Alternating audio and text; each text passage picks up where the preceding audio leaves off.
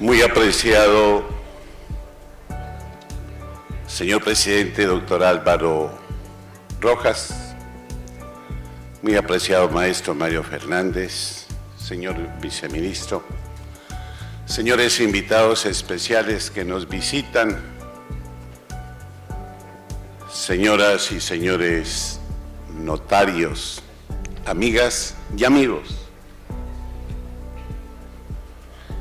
Yo voy a salir del esquema de la academia estricta solo para anunciarles que yo he venido a conversar con ustedes. Y esperar una conferencia de un pastuso, pues les queda a ustedes como... A mí me queda difícil convencerlos. Esa es la primera parte. La segunda parte es recordarles a ustedes, amigas y amigos,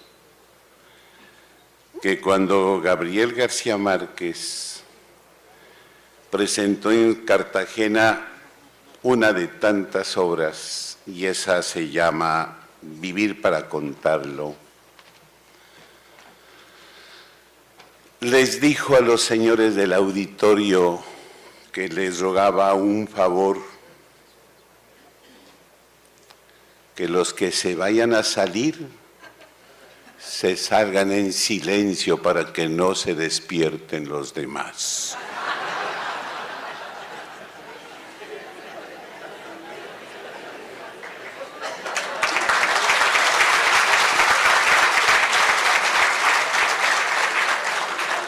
Y la tercera parte, para entrar en materia, es que el maestro Ortega y Gasset dijo que si hay algo tan difícil para el hombre es administrar la palabra.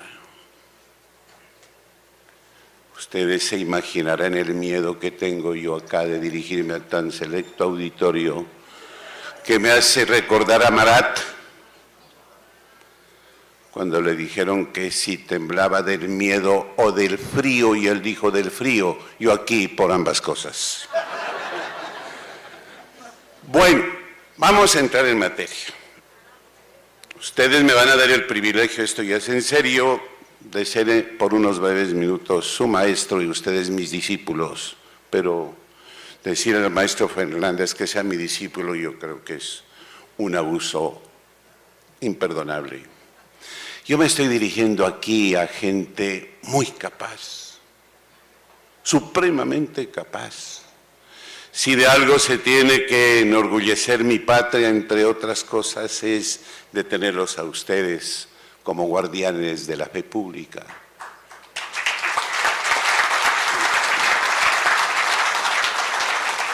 Ustedes que han hecho tanto por este país. Y anoche me comentaban unos maestros notarios que a ustedes su profesión no se les valora como tal, sino como oficio. Tenemos que presentar un proyecto de ley para que ustedes sean considerados en el esquema jurídico colombiano como verdaderos profesionales. Y si ustedes me dan el honor de llevar ese proyecto al Congreso, cuenten conmigo como siempre lo he hecho.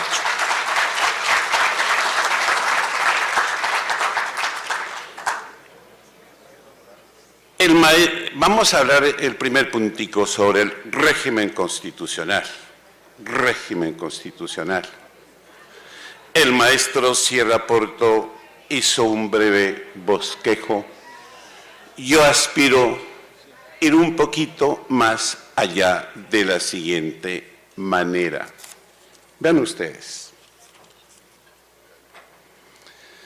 La Constitución Política de 1886,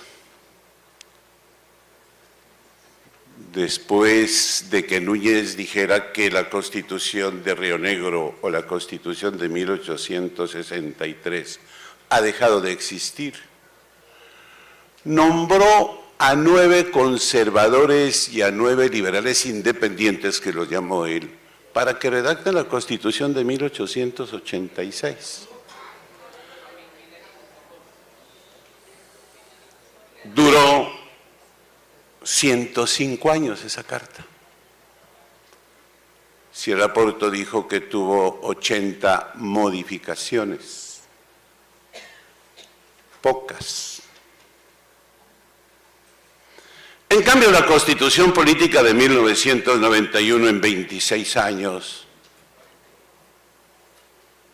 ha tenido más de 1000 intentos de reforma. Más de 1000 intentos de reforma. De esos más de 1000 intentos de reforma, ustedes tienen más o menos 40 reformas constitucionales en 26 años de la Constitución Política del 91.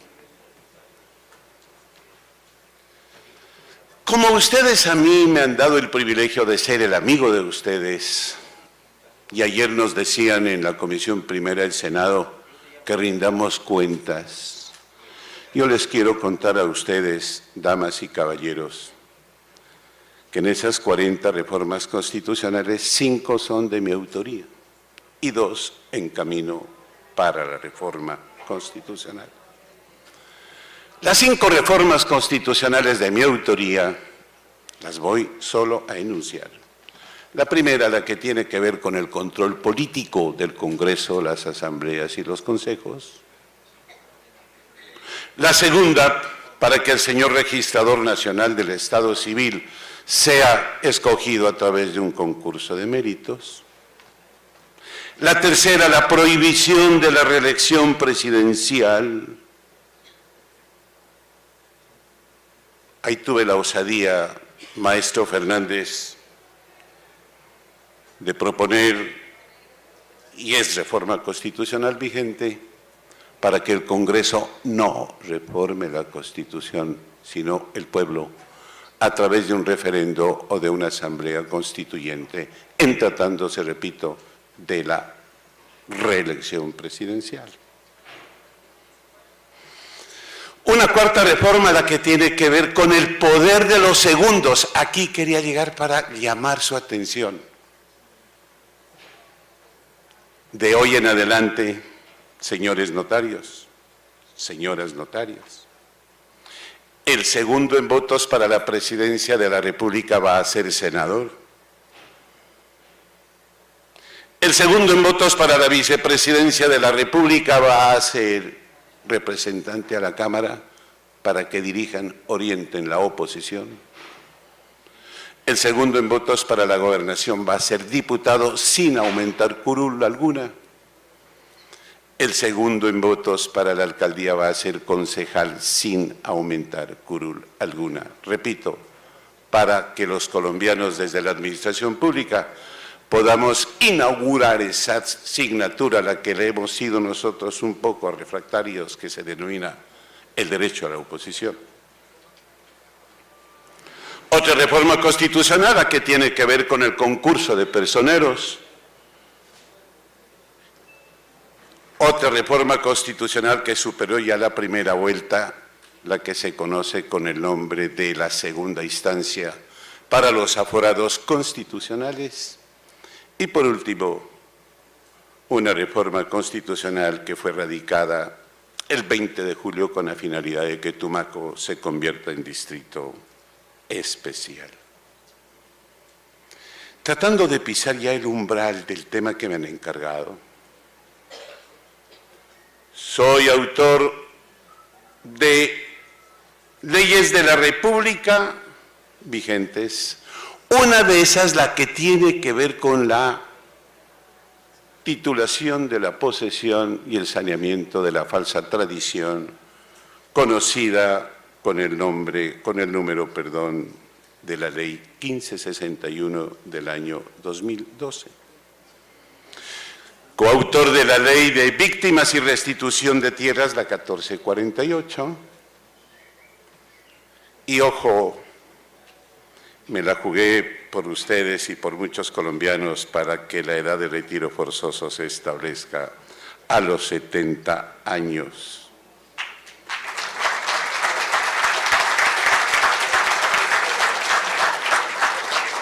En esas he sido triunfador como buen torero. pero me derrotaron ampliamente con la ley 1848, exótica, chistosa, esa norma que la vamos a comentar al final. En esa me derrotaron. Muy bien. Y para redondear el tema de nuestra primera intervención, del primer capítulo de esta intervención, el régimen constitucional, sencillo. Las 310 páginas del acuerdo final hacen parte del bloque de constitucionalidad. Ese es un tema bastante grueso, como se acostumbra a decir en el Parlamento español, bastante grueso. En segundo lugar,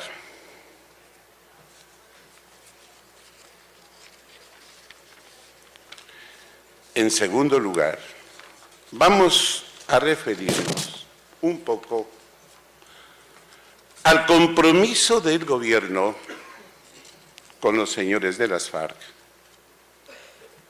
y tomamos como tema el acuerdo final. El acuerdo final, para refrescar conocimientos de ustedes, tiene estos temas: una reforma rural integral. Nos vamos a referir un poquito en espacio. 2, participación política. Ustedes saben que los señores de las FARC ya tienen 5 curules en el Senado, 5 curules en la Cámara, 16 curules para circunscripción especial para las víctimas, ojalá para las víctimas. Justicia transicional, se crea la jurisdicción especial para la paz. Tendrá un periodo de 10 años, prorrogables por 5, 15 y después el tiempo que necesiten los señores magistrados. Yo he dicho en el Congreso de la República que me parece que esta jurisdicción va a ser permanente. Otro tema, cultivos ilícitos, preocupado, por ejemplo, en nuestro caso, como nariñenses. Tumaco hoy tiene más de 40.000 hectáreas cultivadas de coca, eso le supera al Perú y a Bolivia en su totalidad. Qué bueno el desarme de los beneficios que empezamos a vivir los colombianos, etcétera, etcétera. Y para darle agilidad a la implementación, que es otra parte del acuerdo, se puso en vigencia lo que en el lenguaje normal de nuestro país ya se conoce como el sistema del fast track, una figura del derecho inglés, que lo utilizan exclusivamente para asuntos urgentes y de carácter económico. Aquí lo utilizamos para muchas cosas, el fast track.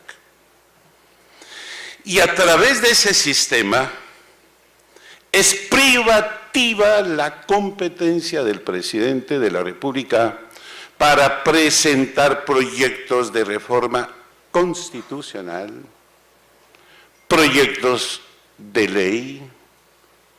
Se dijo en principio que el Congreso no podía modificar ninguna de esas normas. Posteriormente la Corte declaró inexequible ese mandato con la finalidad de que el Congreso delibere, proponga modificaciones y además el señor presidente quedó revestido de facultades súper extraordinarias para que pueda expedir decretos con fuerza de ley. Decretos con fuerza de ley. Dejé una constancia en el Senado de la República diciendo de que estos decretos con fuerza de ley no son los ordinarios que aparecen en la Carta Política de Colombia, son una creación, porque estos decretos prácticamente tienen la fuerza de una norma estrictamente constitucional. Entonces, para estos actos legislativos, para estos proyectos de acto legislativo, proyectos de ley, y decretos legislativos que tienen fuerza de ley, se estableció el control único por parte de la Corte Constitucional, automático, posterior, integral. ¿Qué quiere decir lo último? Que puede la Corte pronunciarse sobre los vicios de procedimiento y sobre el fondo de los mismos. Eso, grosso modo, les puedo contar con este régimen denominado Fast Track. Por supuesto, hay varias normas que están en el control de razonabilidad constitucional y la Corte, por supuesto, está estudiando todos estos temas a profundidad. Tercer tema. Nos vamos a referir al decreto ley 902, ustedes lo escucharon al doctor Samper, y yo quiero con ustedes, porque ustedes son fuente de conocimiento excelente, con la finalidad de que esto lo analicemos con despacio. El decreto 902 del 2017 es la columna vertebral para establecer en Colombia una reforma agraria de carácter integral. Con el maestro Mario Fernández hace un rato decíamos que más de un siglo nosotros nos hemos ensayado en estas buenas intenciones. Ojalá este sea el momento para darle respuesta, sobre todo al campesino colombiano. Primero que todo, a mi juicio, es un estatuto cargado de buenas intenciones.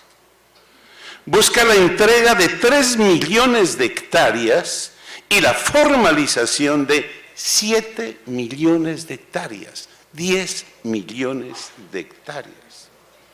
El doctor Samper, como director de la Agencia Nacional de Tierras, le acabo de decir al oído, ahora en público, que él tiene poder más que 3 o 4 ministros como director de la agencia. Puede ejecutar recursos, tiene funciones administrativas muy amplias, prácticamente funciones judiciales. Ese cargo cualquier colombiano lo puede desear. Harto poder. Mas, sin embargo, apreciado presidente, yo tengo unas preocupaciones, pero también hay que buscar soluciones. Si quieren adelantar el proceso de la formalización de la propiedad en Colombia, hombre, qué mejor que esa competencia se le asigne a los señores notarios y a los señores registradores de instrumentos. ¡Qué mejor! Ustedes son sabios en derecho civil, sabios en derecho notarial. Y si no saben ustedes, ¿quién va a saber? Ustedes sí saben eso. Por un procedimiento breve, sumario, esa sería una gran novedad. Mas, sin embargo, nosotros en el Congreso hemos querido entregar funciones judiciales a autoridades administrativas, pero la Corte no nos ha dejado pasar ese puente. No nos ha dejado pasar ese puente. Ahí queda ese tema como para que ustedes lo puedan estudiar. Colombia, apreciadas amigas y amigos, tiene 114 millones de hectáreas. Sabemos cuántas hectáreas tiene, pero lo que no sabemos es cuántos baldíos tiene. Le acabo de preguntar al doctor Samper que cuánto se pueden demorar en un inventario de los bienes baldíos. Dice, pues unos 10 años. Eso sería un proceso acelerado. Eso sería fast track también. Yo creo que se demoran más. No creo que se demoran más. Eso de hacer la clarificación de predio por predio. Miren, yo no sé si ustedes hayan tenido acceso a la sentencia de la Corte Constitucional, que se presentó un problema en un juzgado de Orocué,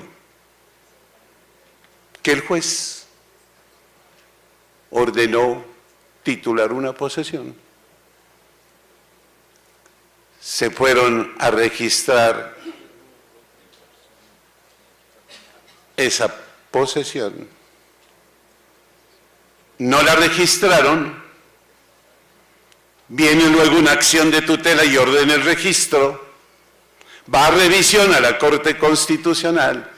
Y la Corte Constitucional, en una sentencia curiosa, señor presidente, hasta donde llegan mis modestos conocimientos sobre la tutela, esa produce efectos interpartes, esa tutela de la Corte, curioso, repito, produce efectos erga omnes.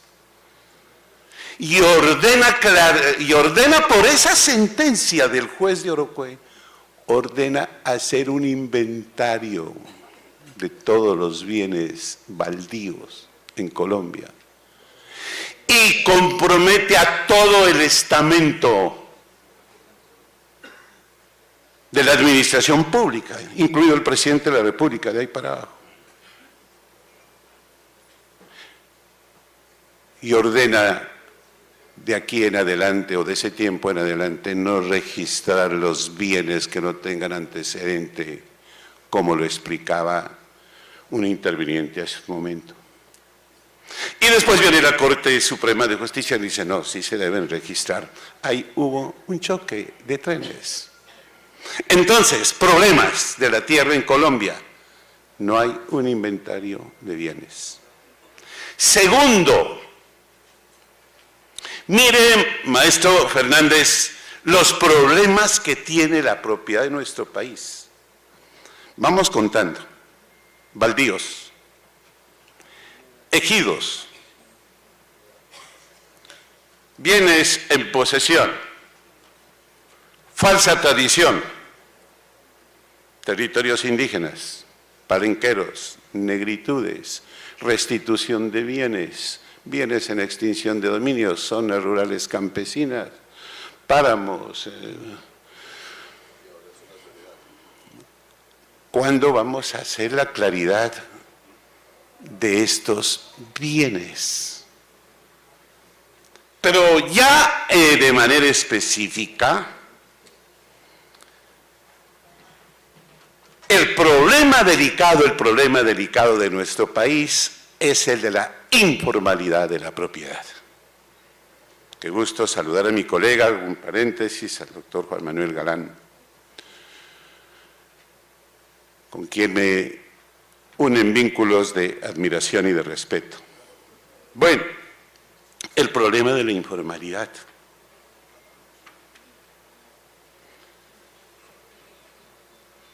El 65% de los colombianos no tiene título. No tiene título en cuanto a tierra se refiere. Y en la zona pacífica, por ejemplo, en mi tierra, el 95% de mis conciudadanos no tiene título. Hemos dicho en el Congreso de la República, si un colombiano no tiene título, no tiene libertad, no se lo puede considerar como un verdadero ciudadano.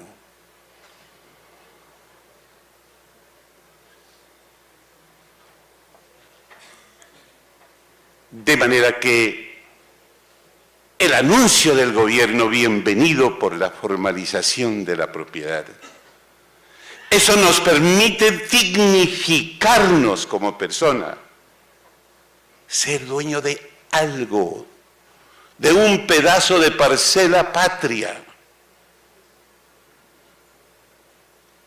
A su vez, tener la legitimidad para transferir a los herederos que los hijos de uno tengan algo. Claro, para tener derecho al subsidio, para tener derecho al crédito, para poder vender en el justo precio. Todo eso concede ser titular de la propiedad. A mí me llama la atención es que en el decreto,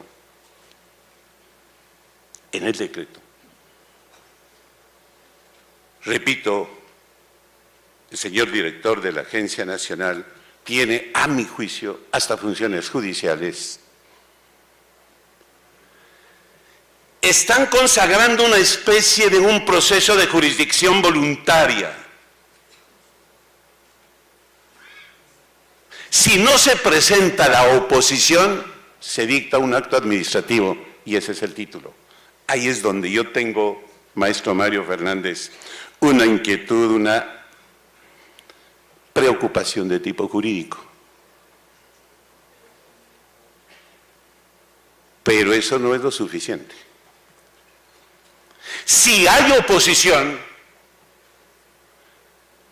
de inmediato no le queda otro camino al señor director de la agencia que pasar el asunto al juzgado. Y ahí es donde empieza Cristo a padecer. ¿Por qué? Porque tienen que aplicar una ley de mi autoría, la ley 1561, que resultó casi que inaplicable. ¿Por qué se preguntarán, señores notarios, señoras notarias? Por dos cosas. Primero, porque el tema de la propiedad, como lo acabo de explicar en Colombia, tiene infinidad de dificultades. Y segundo, por el pronunciamiento de la Corte Constitucional que no permite registrar los bienes que no tengan antecedente registrar.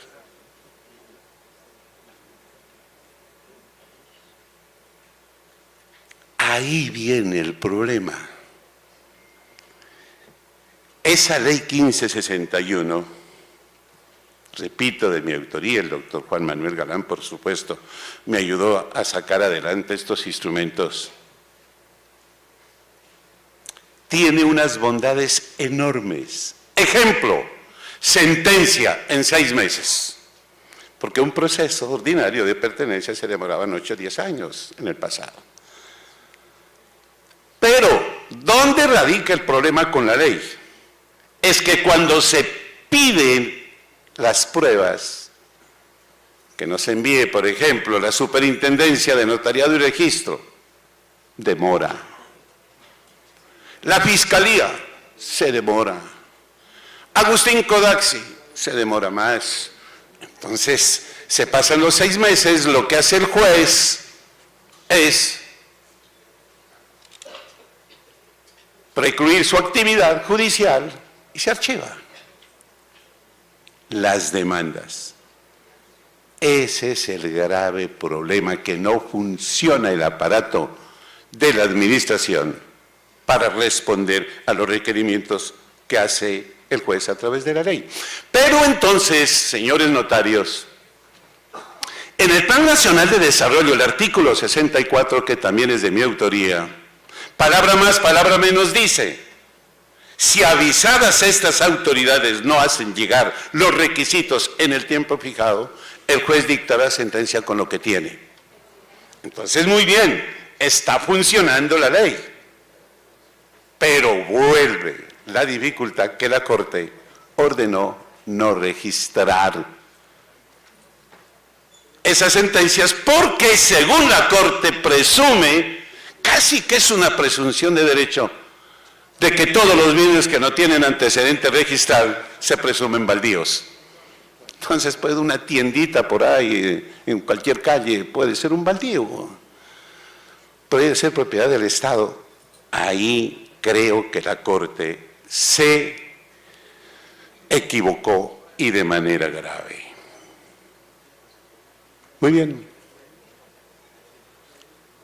¿Qué preocupaciones tengo sobre el decreto? La preocupación que tengo sobre el decreto, que está en control de constitucionalidad, es que pueda ser declarado inexequible. Ojalá que no, ojalá que no. Pero si este es un acto académico, tenemos que conversar sobre estos temas para que ustedes, ojalá, desvanezcan mi preocupación. ¿Por qué pienso que es inconstitucional? Uno, porque las facultades precisas, las facultades para que concede el Congreso al presidente para que expida decretos con fuerza de ley son de carácter excepcional, restrictivas, precisas. Primero que todo. Y estoy preocupado por el pronunciamiento de la Corte Constitucional que palabra más, palabra menos dice que cuando el presidente dicte decretos con fuerza de ley para estos menesteres, debe haber identidad con el acuerdo final y necesidad. Y por eso el Procurador General de la Nación está solicitando de que se decrete inexequible este decreto 902 del 2017 porque dice el señor Procurador que el escenario debe ser el Congreso de la República para tramitar un proyecto de ley sobre un tema tan importante que es el de la reforma rural integral. Son unas preocupaciones que yo les dejo con todo respeto a la digna consideración de ustedes. Por último, me voy a referir a la ley 1848 del 2017. Señores notarios, yo les recomiendo muy respetuosamente, preocúpense un poquito más. A veces ustedes dejan solos a sus directivos cuando el peligro acecha. Yo he sido notificado por el señor presidente para que nos pongamos alerta y con la finalidad de ayudar, no es otra. Y ahí aparece también otro señor notario que es el doctor Miguel Iñairo, que dicen, vea, ya hay un proyecto de ley, doctor Eduardo, doctor Galán, hay una cosa, pónganle bolas. Entonces muchas veces pues no podemos captar la magnitud del problema sin la ilustración de ustedes. Presentaron un proyecto de ley que hoy es conocido con el nombre de ley, con el número ley 1848. Anótenla. De julio de 2017 ya está sancionada la ley. Y quiero compartir la filosofía de la ley, el peso jurídico de la misma si es que lo tiene, y de los efectos. La Corte Constitucional enseña una cosa muy importante. Dice la Corte que el título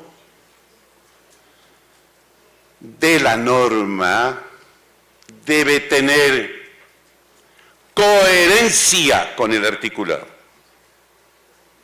Primer requisito. Y segundo requisito, transparencia. Transparencia. Coherencia y transparencia. Cuando yo estudié este proyecto de ley, me llamó mucho la atención.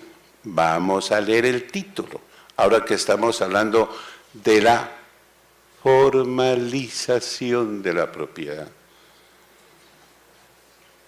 Ese título, yo creo que no es nuestro, es del peruano Hernando de Soto, que esa es una de las autoridades muy grandes en esta materia en el mundo, Hernando de Soto. Bueno, paréntesis que lo cerramos. Oigan este título. Ley número 1848 del 18 de julio del 2007, por medio de la cual se expiden normas en materia de formalización, titulación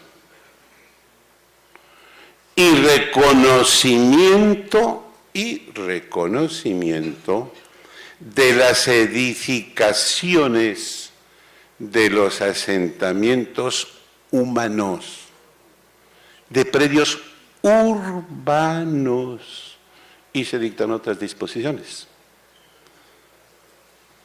El centro es para formalizar, para titular el centro de esta norma. Si ustedes toman ya el articulado, miren lo que dice el artículo primero. Exención para el pago de derechos notariales.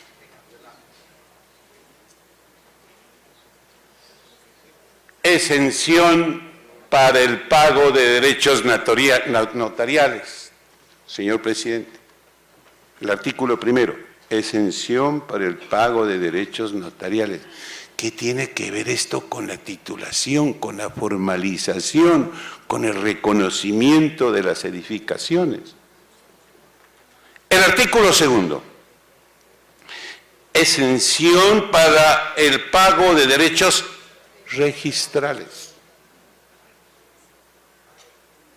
El artículo tercero, registro de actos administrativos y sentencias, los cuales se harán teniendo en cuenta el principio del registro sin cuantía. El artículo cuarto, pero oigan bien, este parágrafo es interesante. No se requerirá la protocolización mediante escritura pública de los actos administrativos ni las sentencias a las que refiere este artículo. Los actos administrativos o sentencias constituirán título de dominio o de los derechos reales que correspondan y serán inscritos por las oficinas de registro de instrumentos públicos correspondientes.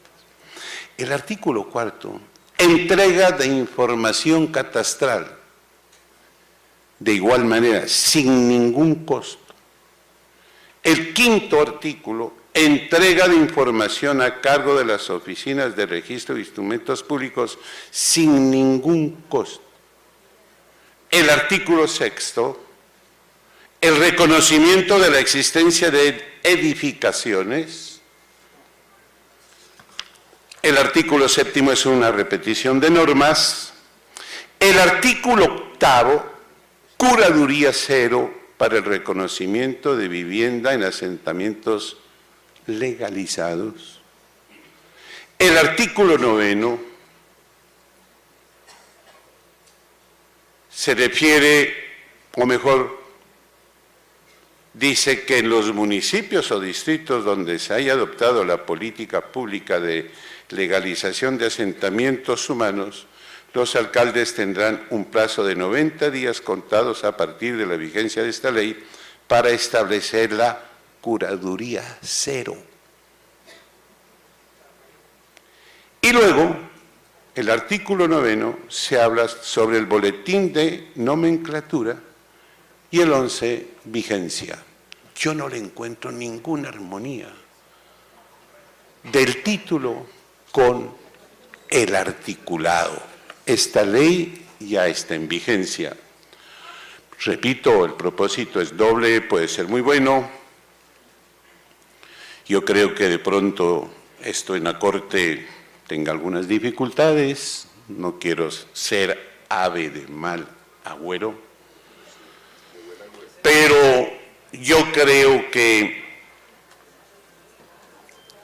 La primera perjudicada con esta norma es la Administración de Justicia, pues le van a entrar menos recursos a una entidad que necesita de un apoyo económico. Vean ustedes, por ejemplo, el régimen carcelario, hacinamiento, etcétera, etcétera. La Administración de Justicia con dificultades por la congestión, todo lo que ustedes pueden derivar de esa rama del poder. Les dejo estas inquietudes a ustedes con profundo respeto. Espero no haberlos cansado y muchísimas gracias.